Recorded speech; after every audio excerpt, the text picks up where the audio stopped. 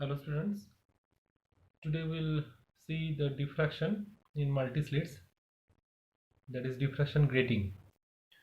If you remember, in the previous classes we have covered already the diffraction with single slit as well as diffraction with double slit. Now this will be the diffraction with n number of slits. So let me first describe how the grating element is constructed. Grating is nothing but n number of parallel rulings or consecutive collections of opaque space and open space.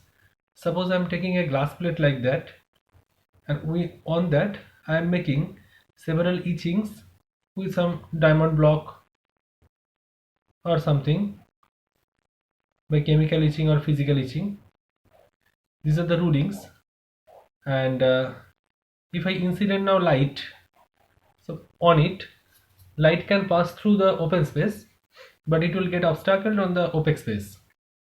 If you take zoom of two consecutive etchings, you will see the thing is like that. There is one etching, there is another etching side by side. In between that, light can pass through, and on the etching the light will get obstacled. So this can be considered as the collection of n number of parallel slits. The collection of n number of parallel slits is called grating.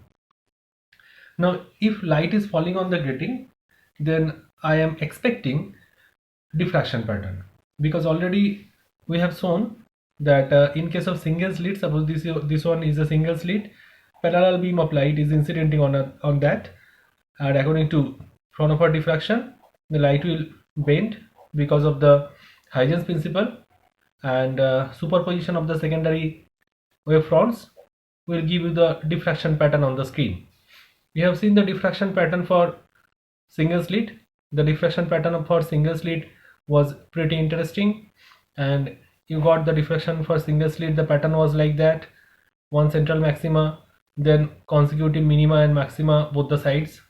You have seen for two slits, that is diffraction with double slit, the arrangement was like that: normal or parallel rays were incidenting on the double slits, they were bending again by Huygens principle. Superposition of the secondary wavelets or wavefronts was giving you the diffraction pattern. In case of double slit, you have seen the diffraction pattern was more interesting, and it was little complex than the previous one. There you got one central maxima, then secondary maxima in left and right hands both the sides. The intensity were decreasing from the central maxima to the first maxima, second maxima, and so on. And in between the diffraction fringe pattern, you got the interference fringe pattern embedded on it, and we have calculated the missing order, we have calculated the ghost line, that we have seen. The pattern was like that, and for n number of slits, it is expected that the pattern will be more complex. That is expected, because in the single slit the pattern was simple, in the double slit it was a little complex. So for n number of slits it will be more complex, but the calculation is very simple, and also we'll proceed in the same way that we did in case of single slit diffraction and double slit diffraction. In single slit diffraction, if you remember, we only integrated the displacement of the waves with one limit of integration, that is minus a by 2 to plus a by 2, and in that case we considered the formula to be like that: light was falling like that, one single slit, we concentrated on the midpoint, and we concentrated a ray passing through the midpoint and a ray passing at a distance x from the midpoint. We calculated the path difference. In case of double slit, the arrangement was exactly as similar as before, and we concentrated on the midpoint of one slit, and from that we integrated with the limit for this slit and that slit. In this case, the limit of the integration was from minus a by 2 to plus a by 2. In this case, the limit of the integration, two integrations were there. For the first integration, the limit was minus a by 2 to plus a by 2, and for the second integration, for the second slit, it was d minus a by 2 to d plus a by 2. Probably you will remember this. And now we'll do it the same calculation for n number of slits. So for this diffraction grating, let us consider first that n is the total number of rulings, n or total number of slits, capital N. I am considering another function m to be the number of slits per unit length. Okay, so what we will first do, we will calculate the displacement of the wave, then we will integrate the displacement and we will calculate the total displacement. From the displacement equation we will try to find the amplitude, squaring the amplitude we will find the intensity, then we will try to find the conditions for maxima and minima, and finally we will try to draw the intensity distribution pattern. This is the approach, and the approach is as similar as before. So in that case also, first let us consider n number of slits are there, dot dot dot etc. I am concentrating on the first slit. I am concentrating on the ray passing through the midpoint and another ray which is passing from a distance x from the midpoint. This for second slit, third slit, fourth slit. For all the slits the light will suffer the same bending because all the slits are identical, and like the previous calculation we consider the same. The A is the slit width and B is the separation between the slits.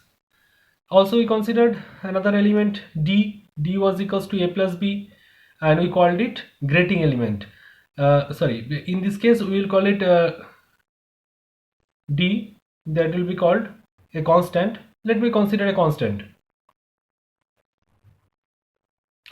So in the previous cases, if you remember what we did, we first calculated the displacement between the two waves which is passing through the midpoint and another ray which is passing from a distance x from the midpoint. Then we wrote first the path difference. The path difference we calculated, it is as similar as before. It was equals to x sine I plus minus sine theta. What is I and theta? I is the angle of incidence and theta is the angle of diffraction. It is also as similar as before. I is the angle of incidence and theta is angle of diffraction. Same consideration, we are proceeding with the same consideration, only we will tune the limit of the integration here. Then we wrote it as x phi. Phi was a constant introduced to replace the term sine I plus minus sine theta. Then what we did, we calculated the phase difference. The phase difference we calculated, and the value of phase difference was 2i pi by lambda into path difference, that is x phi. Okay, so up to that the approach is the same as we did in case of single slit diffraction. Then what we did after that, we considered that, let us consider the displacement of the wave passing through the point O was equals to r e to the power I omega t. Then we considered, let k be the number of waves passing through unit clear space. So the number of waves will be passing through the distance dx will be equals to k dx, and the displacement for that was considered as dy was equals to k dx r e to the power I omega t plus delta. Delta is the phase difference. The phase difference we have calculated, delta is the phase difference. Up to that the approach is exactly as similar as before, as we did in case of single slit diffraction, double slit diffraction, exactly as same. After that, in case of single slit we integrated, we calculated y by integration of dy. In double slit also we did the same, but for single slit the limit of the integration was minus a by 2 to plus a by 2. In case of double slit the limit of the integration was minus a by 2 to plus a by 2 plus d minus a by 2 to d plus a by 2. that you remember. So now we'll see in case of grating how the calculation will be changing. The calculation will be changing with the limit only, and there will be little change in the integration, nothing else. Otherwise the calculation is very simple and totally similar as before. So here we'll calculate, we'll write first dy equals to kr e to the power I omega t plus delta. We can put the value of delta is omega t plus delta. The value of delta will be equals to 2 pi x phi by lambda into dx. Now we have to integrate, we have to find the total displacement of the waves passing through all the slits. So for the first slit, the integration limit will be minus a by 2 to plus a by 2. For the second slit, it will be d minus a by 2 to d plus a by 2. For the third slit, similar. For n number of slit, what will be the total integration? So let me write it first. Some terms are there which will come out of the integration. Y equals to integration dy. These are some terms which will come out of the integration. That is also similar before. This is kr e to the power I omega t. This will come out of the integration. After that, the limit of the integration. For the first limit, it will be minus a by 2 to plus a by 2, and it will be e to the power I 2 pi x phi by lambda dx. For the second slit, it will be d minus a by 2 to d plus a by 2. I hope you understand. Into e to the power I 2 pi x phi by lambda into dx plus dot dot dot plus nth order slit, the last slit, that is nth order. The limit will be, see, for the second slit it is d minus a by 2. For n number of slit, it will be n minus 1 into d minus a by 2. For nth order slit, the upper limit will be n minus 1 into d plus a by 2 into e to the power the same function I 2 pi x phi by lambda dx. That integration you have to solve. So we will solve it with the previous idea that you know. First the integration of e to the power mx is e to the power mx by m. So constant term will come out of the integration, that will be kr e to the power I omega t divided by twice I pi phi by lambda. This will come out of the integration, and first term of the integration will be equals to e to the power I 2 pi x phi by lambda, limit of the integration minus a by 2 to plus a by 2. For the second term, same thing, e to the power twice I pi x phi by lambda, limit of the integration d minus a by 2 to d plus a by 2 plus dot dot etc. For the last term, it will be e to the power I 2 pi x phi by lambda, limit of the integration n minus 1 into d minus a by 2 n minus 1 into d plus a by 2. Hope you understand. Now putting the limit, if you follow the class on diffraction double slit, first I put the limit here, then I put the limit here. Some terms was common, some of the terms were common. You can check out that if you put limit here, if you put limit here and limit there, some terms will common, and that will come out of the calculation. To make it simple and write it in more simple way, I am writing this as kr e to the power I omega t divided by 2 pi phi I by lambda into the first term e to the power I pi a phi by lambda minus e to the power minus I pi a phi by lambda. This will be taken common, and after that I will be getting some term e to the power I 2 pi d phi by lambda for the second slit plus dot dot dot for nth order slit. Similarly, it will be e to the power I 2 pi, instead of this d, it will be n minus 1 into d, then phi by lambda. Same. Hope you are getting the point. So then what we did, we considered a term alpha. Alpha was equals to pi a phi by lambda. Then we considered another term beta. It was pi d phi by lambda. Then just you have to put the values here. After putting the values, you will be getting k a r e to the power I omega t divided by I into 2 pi a phi by lambda. This a was written intentionally and I have compensated it here. Then e to the power I alpha minus e to the power minus I alpha plus into 1 plus e to the power I into twice beta plus dot dot dot plus e to the power I into, instead of this 2 it will be 2 into n minus 1 into beta.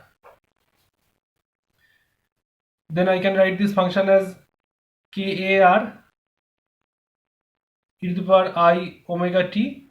Then this will give you the value 2i sin alpha, 2i cancel out, then sin alpha by alpha, and this remaining term can be written as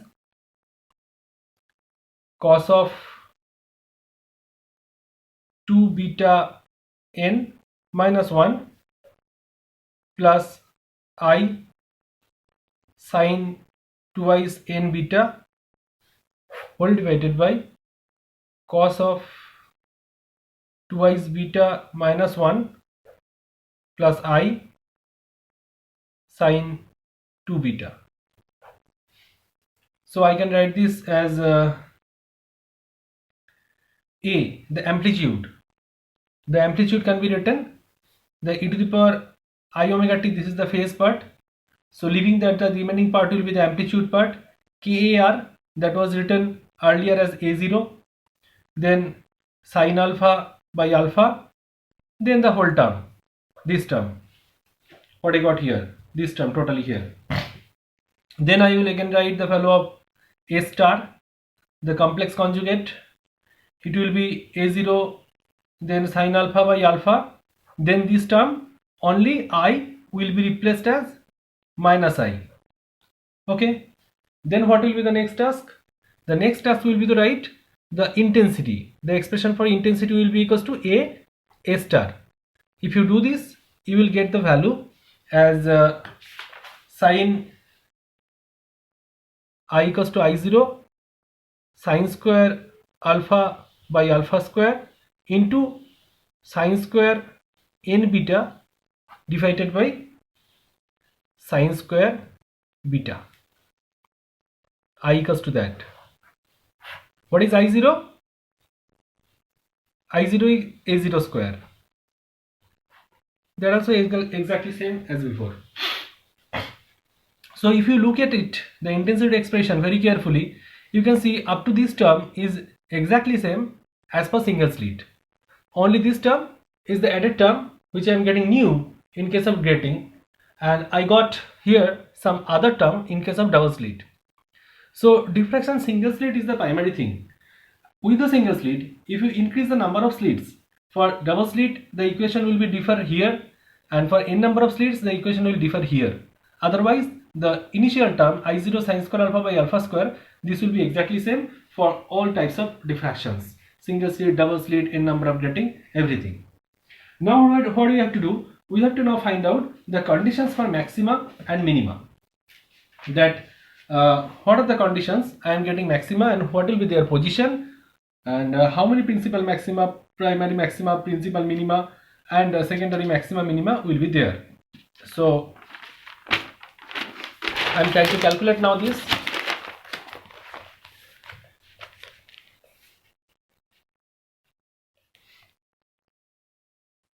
Making the heading the conditions for maxima and minima. First, let us try to find out the principal maxima.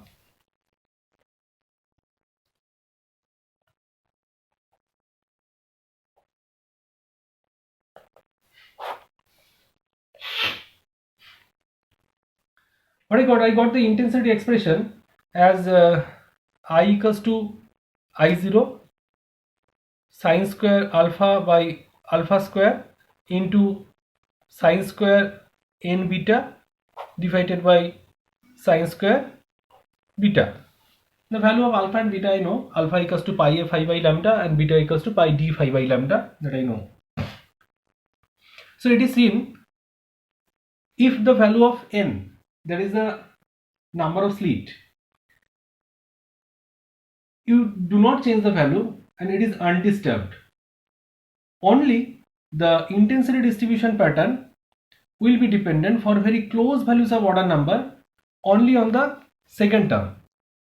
That is, if I write it in this fashion that I am having the two parts on it, the first part I can write as I1 equals to sine square alpha by alpha square, and the second part I am writing as I2 equals to sine square n beta by sine square beta. It is seen that if we concentrate on the central maxima and some order numbers close to the central maxima, only the I2 term, this will dominate the intensity distribution pattern. So better to look at the value of I2 first. So in the value of I2, what will be the maximum value of I2? For case of principal maxima, what I am expecting, the maximum value of I2. To get the maximum value of I2, in order to maximize I2, if I want to maximize I2, I have to minimize the value of sine square beta, this term. The minimum this term, the maximum will be the value of I2. So the minimum value of sine square beta, that will be equals to 0, and I can write it as only for the value. Suppose I am getting the value of this, I can write it like that. For this condition, suppose I am expecting the value to be sine beta equals to 0 equals to sine of n pi, for beta will be tending to or equal to n pi, for n equals to 0, 1, 2, 3, dot dot dot, etc. Any order number. But if you put in this equation, if you put it here, if you put limit beta tending to 0, sine square n beta divided by sine square beta, from L'Hospital law, you will be getting the value to be n. The value will be n. Sorry, this will not be square. Sine n beta by sine beta. Sine n beta by sine beta, this will be n. So you can write that always the value of I PM, that is principal maxima, that will be equals to I1 into n square. Sine square n beta by sine square beta, this will be n square.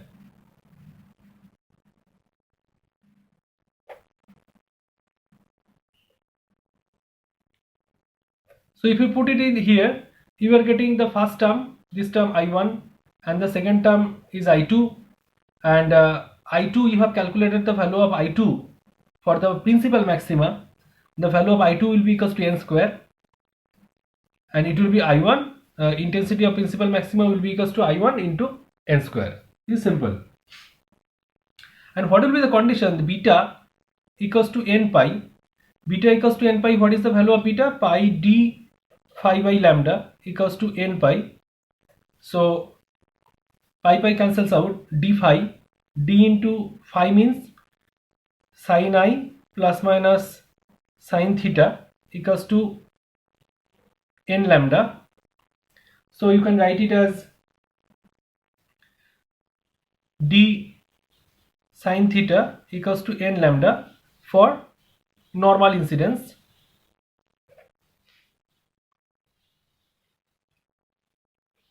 For normal incidence, the value of I, that will be equals to 0, and you can write D can be replaced as A plus B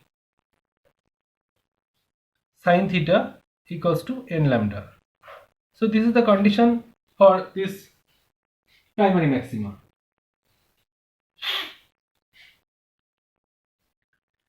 Now if we introduce a term that I have already introduced in the beginning of the lecture, that m to be the number of slits per unit length. So I can write m equals to 1 by a plus b, that is equals to 1 by d, because one single slit element equals to a plus b.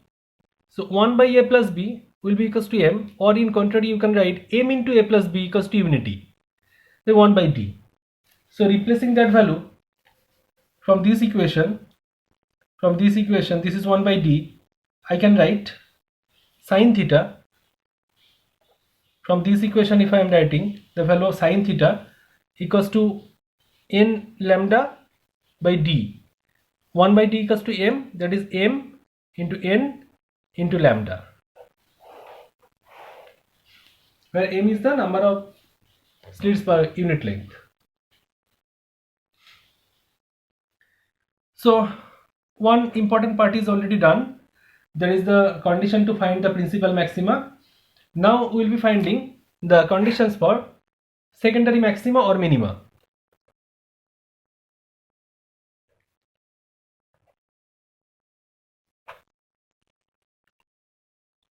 Secondary maxima or minima. So which is the term remaining till now? Another term is remaining till now, that is I2, that we told that we will be concentrating on I2. I2 equals to sine square n beta divided by sine square beta, and for any value, any function to be maxima or minima, the general condition is di2 d beta will be equals to 0. That is very simple condition, and if you do it here and if you perform the differentiation that I am not doing, the calculation is not lengthy, that is simple algebraic calculation. You can go through this calculation in any book.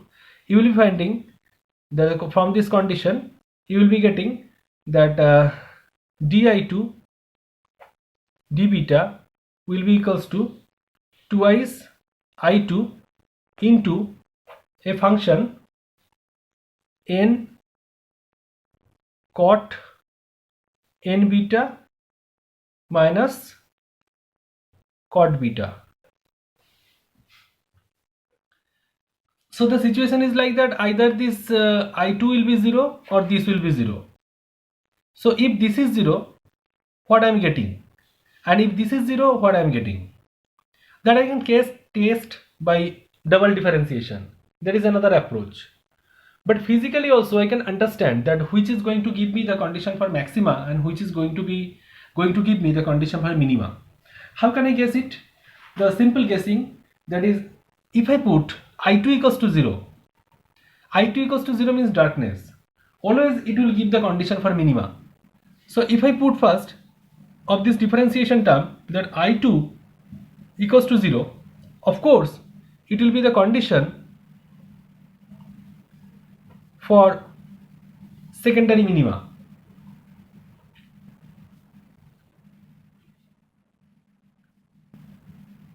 I hope you got it. After differentiation, I am expecting a term like that, twice I2 into this function, and that should be equals to 0 to satisfy the condition for maxima or minima. So if this is 0, either the first term will be 0 or the second term will be 0. I am considering if the first term is 0, then what will happen? If the first term is 0, I2 is 0, then I am getting the condition for minima. I is darkness. So of course it will be condition for secondary minima. So if I2 equals to 0, what will be the consequences for that? If I2 equals to 0, then I am expecting I2 equals to sine square n beta divided by sine square beta, that is equals to 0. If that is equals to 0, I can immediately write that sine n beta, that will be equals to 0. That is n beta equals to some s pi. S is order number for secondary maxima, where the values of x, s will take any value other than 0. 0 is the condition for central maxima. 0, n, twice n, dot dot dot, etc. It can take any value of integer in between those values. So from that, if you write n beta equals to s pi, from this I can write n, the condition for beta equals to, beta is what, d pi d phi by lambda, pi d phi by lambda equals to s pi. Pi cancels out. Then what you are getting,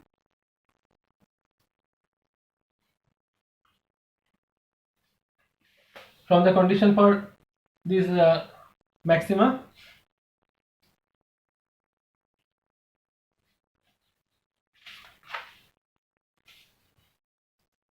this n will be there, n into pi cancels out, d, then sine I plus minus sine theta equals to s lambda. So d into sine theta equals to s by n into lambda. In the case of primary maxima, we got the condition d sine theta equals to n lambda. Here I am getting the condition for secondary minima. Secondary minima, the condition is d sine theta equals to s by n into lambda. So what will be the values of the secondary minima in between this 0 and n? Suppose I am having only the value 0 and n. So for the 0th order, this will be for central maxima, and nth order, this will be for another primary maxima. So in between them, how many values are possible? The values are 1, 2, 3, dot dot dot, n minus 1. So how many values are there? The total number of values are actually n minus 1. So I can conclude that if n be the value of 6, I will get, of course, the number of secondary minima to be 5. I again repeat, suppose I am having n equals to 6. So the number of secondary minima will be equals to n minus 1, that will be equals to 5. A simple multiple choice question can be asked from this part. I hope you understood this one. Then proceeding towards the secondary maxima. Secondary maxima will be calculated from the condition left. What is the condition left?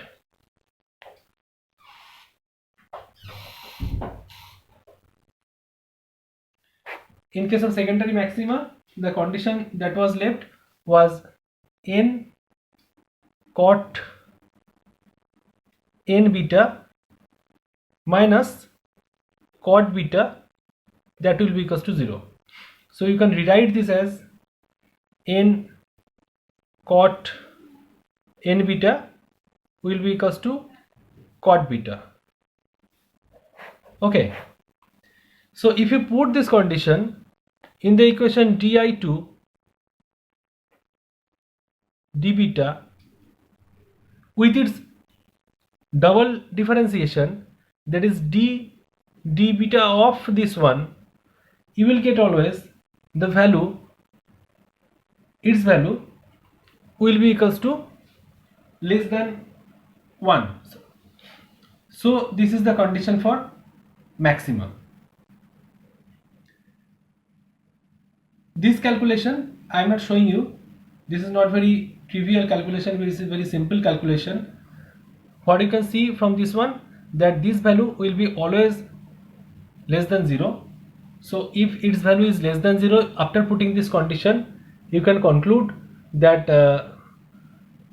it is the condition for maxima, because it is a mathematical part, and the conditions are done very lucidly in any book. You can find it in any book. This is done. You can do this algebraic calculation. I am not showing this calculation directly. I am writing the value of this ISM.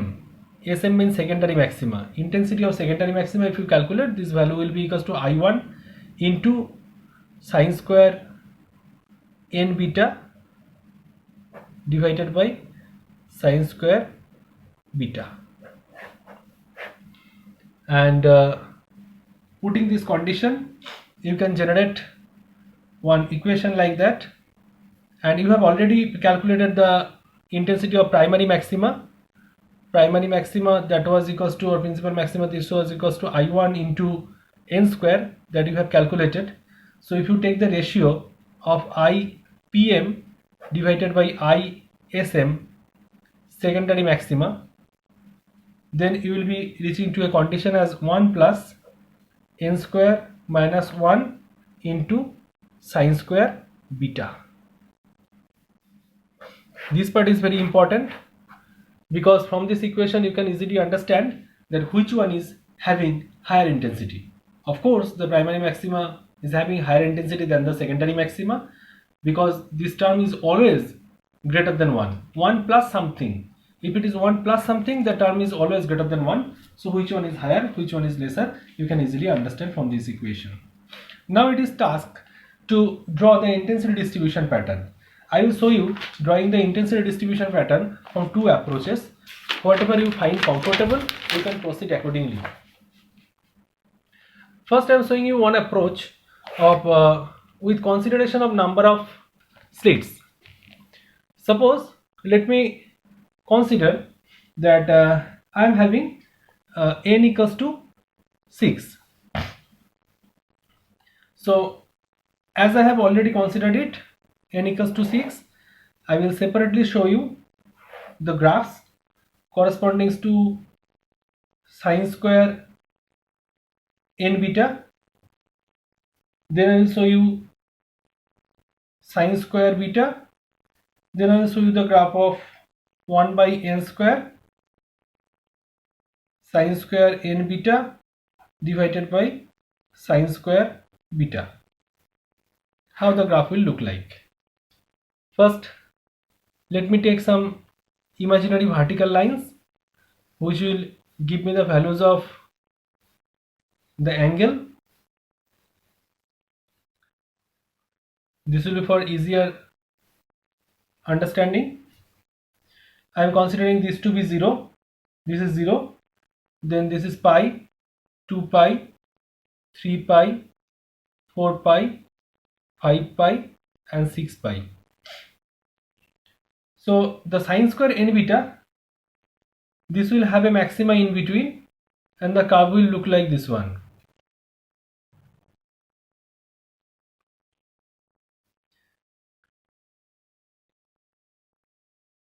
Intensity distribution pattern is not uniform, but all the maxima are having same values. Then sine square beta, so this is 0, and this will take the maximum value again on pi. So I will write it as 6 pi by 6, and similarly I will write it as pi by 6, then 2 pi by 6, 3 pi by 6, 4 pi by 6, 5 pi by 6 and so on. Sorry. And it will take the maximum value in between on 3 pi by 6, and the curve will look like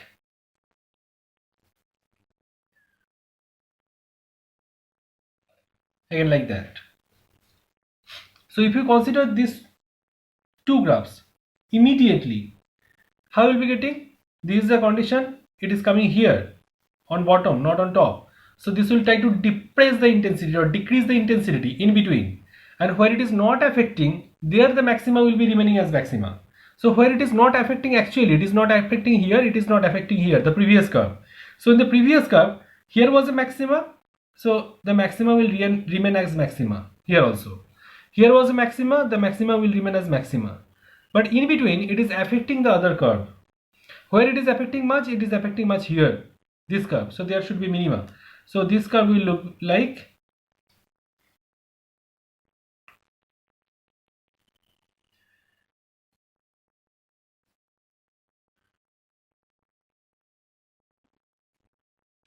this one. There is a little mistake. This curve will actually start from here. So you can see the whole intensity distribution pattern. This is continuation. There will be the continuation. So distribution pattern looks like there is a maxima, then minima, again maxima, minima, then maxima. So which are the principal maxima? This one is the principal maxima. This one is the principal maxima. So in how many order number I have considered? I have considered n equals to 6. So n equals to 6. How many minima should be there? Secondary minima. That I calculated that it should be n minus 1. So I am expecting 5 minima. Count it. Here is one minima. 1, 2, 3, 4, 5. I am getting 5 minima. It is 0th order. In between 0 and n equals to 6, 0 and 6. How many orders are possible? 1, 2, 3, 4, 5. That's why I am getting n minus 1, that is 5 secondary minima. So this is as simple as mathematics and very simple calculation. You can look at the intensity distribution pattern from other approach also. The other approach is first to plot the curve, the sine square alpha by alpha square. Then to plot the curve of sine square n beta divided by sine square beta. Then to plot the graph of the resultant. Because the resultant is this multiplied by this one. So if you look at the first curve, sine square alpha by alpha square, the curve always is like that. If you look at the curve of sine square n beta by sine square beta, this curve will be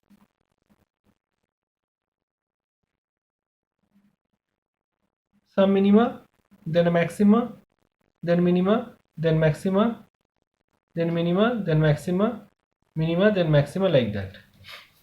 So in the midpoint, it will have the maximum intensity, then decreasing first, like that.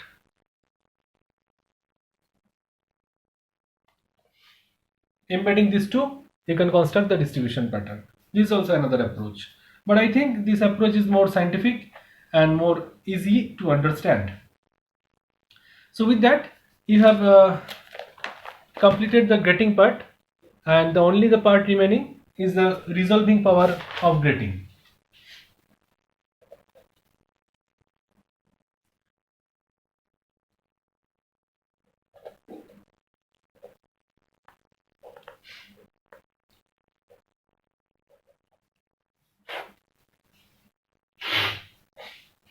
And we'll write this resolving power as Rp, resolving power of grating. The resolving power of grating is calculated from the Rayleigh criteria.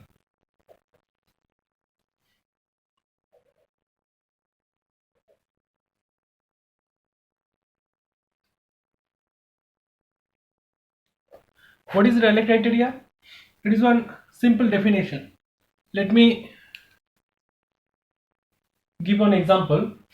Suppose I am having two simple dots here, and if you focus on the simple two dots, you can easily identify these two dots. Why? Because you can see two different light sources here. If light coming from these points are reaching to your eyes separately, then only you can differentiate these 2 points. But if I now again draw these two dots very close to each other, like this, these are not joined but very close to each other, it is not that easy to identify these two dots separately. Why? Because I am getting two maxima, but in between them I don't have any minima. So how to identify these two maxima? Okay, I'm showing you another example. Suppose I have one tube light like that, one simple tube light. How many sources are there? One source, one tube light. Now I am making the inner in between a part darken like that. Then if I ask you how many light sources are there, now you see two sources, one source, another source, because whole the two brightness are separated by some darkness. Now you can identify these two brightness separately. So in order to distinguish the fringe pattern of two wavelengths simultaneously occurring at the same time and same space, Rayleigh criteria should be satisfied. What is Rayleigh criteria? Rayleigh criteria tells that the definition of Rayleigh criteria is that two nearby point objects are said to be just resolved by optical system if the position of the central maxima of the diffraction pattern of one coincides with the first minima of the other. I am trying to sketch a graph. With that graph I will try to make you understand. I am using two different colors for that. Suppose this is the position of central maxima for this blue color, and this is the fringe pattern. This is occurred by any wavelength lambda. Then I am again considering that this is the position for central maxima for the other one. So it will have its individual fringe distribution pattern. Rayleigh criteria tells that suppose it is for wavelength lambda plus d lambda.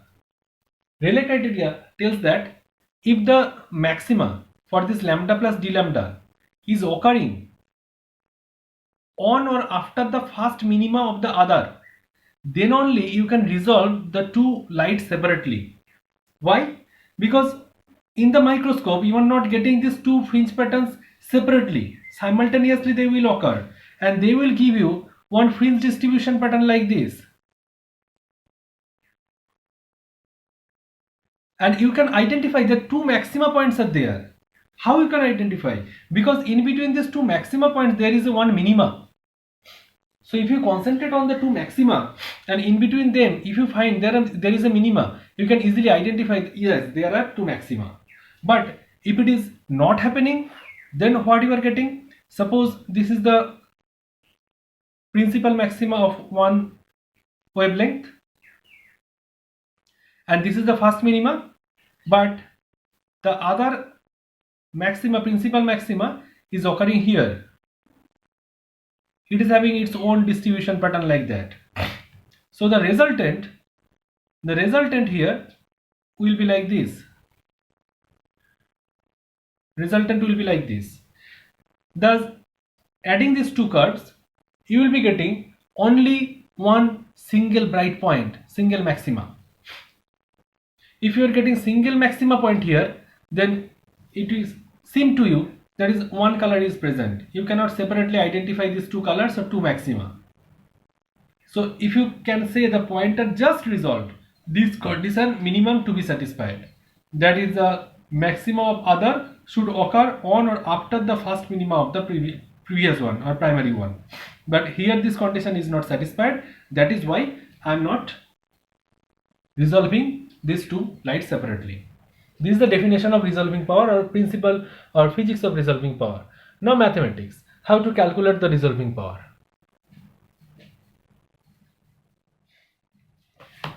Suppose I am considering that I am using two lights of wavelength lambda and another wavelength lambda plus d lambda, and I want to calculate the resolving power for that. So for this, the resolving power mathematically will be represented as lambda by d lambda. This is the definition of resolving power mathematically.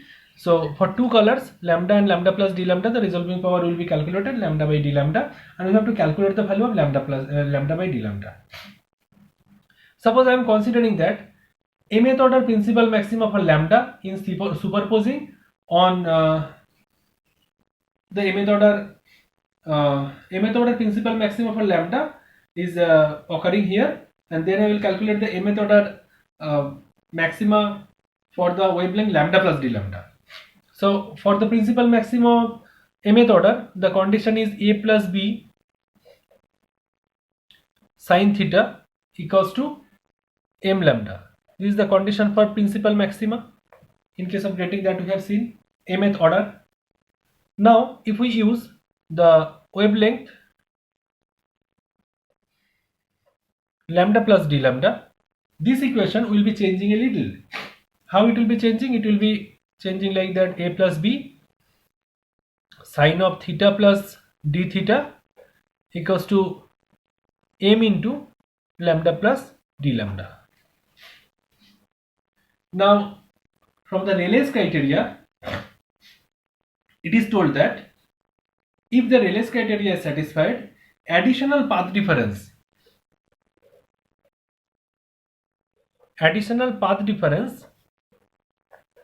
of lambda by capital N will be introduced if the Rayleigh's criteria is satisfied. So from this equation again I can write a plus b sin of theta plus d theta will be equals to m lambda, as we have written the previous one in case, m lambda plus lambda by n. Make it equation number 1, this to be equation number 2, and this to be equation number 3. Now compare 2 and 3.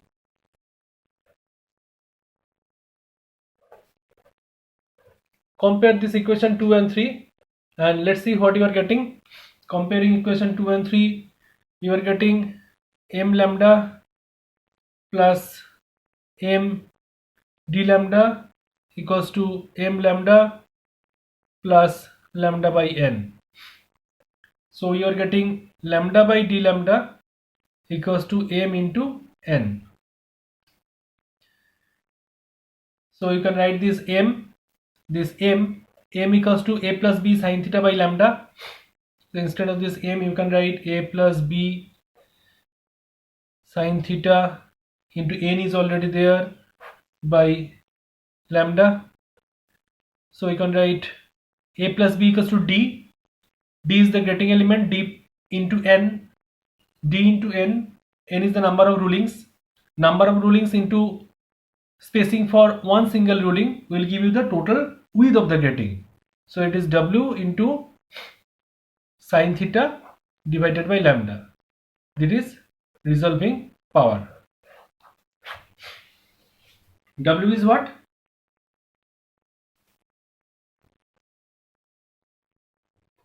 Width of grating. For normal incidence, you can write the resolving power is only this W by lambda. W is the width of the grating, or if W is given, then you will use this formula. If W is not given, other values are given, then you will use this formula. There is a plus b sin theta into capital N divided by lambda. According to your requirement, you can use this formula. So in this context, I will conclude by saying the resolving power of the microscope. The resolving power of the microscope is the simple formula to remember. The calculation, as of my knowledge, is not very difficult. You can check it out. As I have told the resolving power of grating, just I am giving you the mathematical formula for resolving power of microscope. In case of microscope,